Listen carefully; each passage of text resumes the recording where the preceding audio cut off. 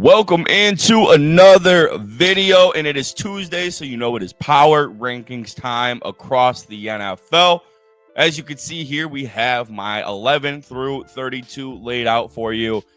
Not a whole lot of changes in there. Washington dropping down a little bit more, Houston dropping down a little bit more, Miami dropping down a little bit more, Giants falling a little bit, the Bears rising, the 49ers rising, the Broncos I did have dropping out of the top 10 from 10 to 11. Pittsburgh falling themselves even a little bit. Atlanta falling, Jacksonville falling, Dallas on the rise. Who else we got in there? I did boost up Baltimore a little bit because they're expected to be getting Lamar Jackson and Roquan Smith back. Let's go ahead and get into the top 10, what you guys are here for. And let's kick it off with number 10 making their top 10 debut, and that is the New England Patriots. Drake May, legit. Simple as that. Drake May is legit. This team is moving the ball very well offensively. Their defense is playing decent enough football where their offense doesn't have to sweat overly too much. Drake May is playing like one of the best quarterbacks in football this season. There's no denying that.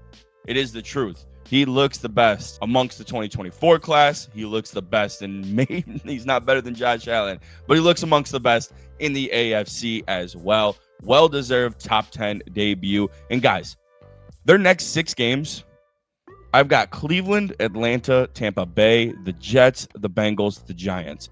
There is a very realistic possibility that they go 5-1 over their next 6, and that would put them at 10-3. There is a realistic possibility. This team could be battling for the AFC East. Like I still am rolling with Buffalo in my heart, but I think this is going to come down to the wire this season because they have a pretty, legitimately easy schedule remaining for them this season. And then they still get to play the Jets and the Dolphins to close out the year. Like Ravens, Bills, Bucks, and Falcons are looking like their toughest stretch. And let's say they do lose those 4 games. That's still an 11-6 team. And they win the games that they're supposed to. They got the Jets twice. Still got the Jets twice. You got the Dolphins in that mix. Giants in that mix. Bengals in that mix. Browns in that mix. This is a 10-win team. Easily. Move on to number 9 here. And we have the Seattle Seahawks staying put at 9. Their previous ranking from last year. They did their job. Solid win. Just a solid win. I'm not going to give them too much credit defensively because, they killed Houston. There's no doubt about that. But the Houston offense is just piss poor. I know that they stomped the Ravens a few weeks ago, but the Ravens defense is terrible. Houston's offense is terrible, but their defense is good. And they were able to move the ball down the field on Houston's defense. I'm sure there was a few opportunities that got away from them that they probably would have liked back, but keeping them at 9 for right now. Tampa Bay dropping down from number 2 last week into the 8th spot. A pretty ugly loss to the Detroit Lions. I was expecting that to be a much better game. I was expecting Detroit to win, but I thought Tampa Bay would cover the spread. No, Detroit's defense just shut them out all game. And that's kind of the story of the Tampa Bay Buccaneers right now. They've got some good wins, but they also have some ugly wins. And, of their 2 losses, they came back second half surge against the Philadelphia Eagles, but that wasn't great. And then Detroit, it was just a full-blown all-game ass whooping. So I'm still confident in the Bucs. They're still one of my favorite teams to watch. They've got to overcome a lot of injuries, especially now that they're losing Mike Evans. But I'm still pretty high on the Tampa Bay Buccaneers. I still think they're worthy of being in the top 10. Let's move on to my number 7 team, and that's the Philadelphia Eagles. A good win, not a great win over the Minnesota Vikings on the road, but it was the passing offense finally flourishing. You had a great game from Devonta Smith. You had a great game from A.J. Brown. You had a great game from Jalen Hurts, and that is what we've been waiting to see from this Eagles team all year long. Them being able to piece it together over the course of a game. And Brian Flores and the Minnesota Vikings defense, no slouches. I said this last week in my power rankings last week. They are no slouches. They've got the Giants coming up next, and then they got 2 tough games against Green Bay and Detroit. Going to be big tests for the Philadelphia Eagles here coming up shortly. Let's go ahead and move on to my number 6 team now, and that is the Green Bay Packers. Have them dropping down one spot out of the top 5. And it was just kind of wins are wins in the NFL. I'm a fan of wins in any way, shape, or form, always. It's a tough league to win in, but I don't know. I was watching that Cardinals game, and I just wasn't overly impressed. So I thought they deserved to drop down one tier because the 5 teams that I still have labeled down below, I like better than the Green Bay Packers right now. It's not necessarily a knock on them. Tampa Bay needed to fall. I put Detroit behind them, but after what I saw Monday night from Detroit, I'm higher on them than Green Bay. So they deserve to fall one spot. Detroit had to move up. I still like the Green Bay Packers, but I'm not as confident in them as I had them winning the division this year. Not as confident in that after what I've been seeing from Detroit so far. Still think it's a possibility. You got Sunday Night Football against Aaron Rodgers. What a huge game. What a huge test for the Green Bay Packers.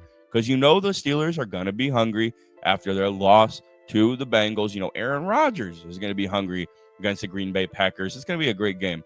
This is storybook shit right there from that Sunday Night Football matchup. Number 5, I got the Buffalo Bills coming off the bye week. Not much to add to it, but they needed to get right on this bye week. And they have a get-right game against the Carolina Panthers, which could be missing Bryce Young, which will be very, very bad for them because, Bryce Young is kind of playing decent football right now. It's not great football, but he's kind of playing decent football right now. And if they're missing him, I expect this Bills defense to just torture Andy Dalton. Yeah, Andy Dalton. I'm pretty sure he's still there back up. Number 4, the Indianapolis Colts. First time in the top 5, and it's just well-deserved, man. 6-1, best record in football. They have the best offensive EPA in the NFL. They have the best point differential in the NFL. They're top 5 in turnover differential. How much longer can we keep ignoring it? I told myself I was going to give myself until week 10 or 11, which is around the time they play the Kansas City Chiefs, to gauge Daniel Jones, but I'm at the point now where I gotta kind of ignore that little statement there. They're playing good football, dude. They're 6-1, best point differential, best offensive EPA. Shane Steichen might win Coach of the Year. Talk about a turnaround. Top 3 head coach candidate to get fired after this season to probably Coach of the Year. All respect, all the props from me. They deserve to be in the top 5. There's no more ignoring that. Number 3, I have the Detroit Lions. Massive statement win against the Tampa Bay Buccaneers in a wide-open NFC. That was kind of a really big test for them because their wins coming up to that point weren't necessarily the greatest wins. They beat Cleveland, they beat Cincinnati, they beat the Bears, which is looking like a better win now. But this was a big test for them, and they stomped the Bucs, man. They rolled them. It's as simple as that. They look like I heavily underestimate them at home. What an atmosphere that is.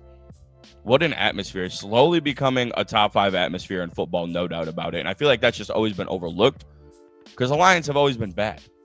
But that is a top 5 atmosphere in football. That is a rowdy crowd, man. Number 3, Detroit Lions. Moving on to number 2, my NFC favorites this year, the Los Angeles Rams. Just you were up for that game, which I woke up about halftime, turned the score on, and I was like, what the hell is going on here? It was an ass whooping. No Puka Nacua, that's fine. We're going to drive the ball down the field on you. We're going to put up 30-plus points. Holding Jacksonville, their defense is so good. Rams rank top 10 in offensive EPA, top 10 in defensive EPA, top 10 in turnover differential, top 10 in passing EPA. This is a legit team. I've been fucking saying it all year.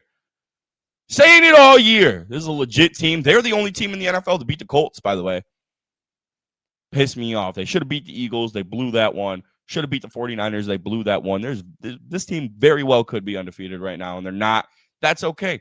It's so McVay and Stafford-esque. Because, they just got to get to the postseason and go from there. Number 1 in the NFL, Kansas City Chiefs. MVP favorite, Patrick Mahomes. Called that one. He's probably going to win MVP. That was my prediction. Patrick Mahomes wins the MVP this year. Right now, 2nd in offensive EPA, 6th in passing EPA, 9th in defensive EPA. I mean, they beat the hell out of the Raiders. They're rolling. This team's getting hot. They got Rashee Rice back. They're going to be winning a lot of ball games this year. They're going to get rolling. I think they beat the Bills, man, and it sucks because I had the Bills to win the Super Bowl this year. I think it's going to be the Chiefs. Not necessarily to win it, but I think they're going to the Super Bowl this year. And that sucks. That sucks. You want to see Buffalo do it, but that's just the name of the game. It's the name of the game in the NFL, man. The greats always pull through. Greats always pull through. There you have it, 1 through 32, starting with the Chiefs, ending with the Jets, who are an absolute clusterfuck. Owner Woody Johnson. What a terrible thing to say to the media, giving Aaron Glenn props and saying any coach who had a quarterback like that is going to suck. Not a good look. Not a good look whatsoever. But thank you guys so much for tuning into another video. We will talk to you guys soon. Enjoy week 8. Peace.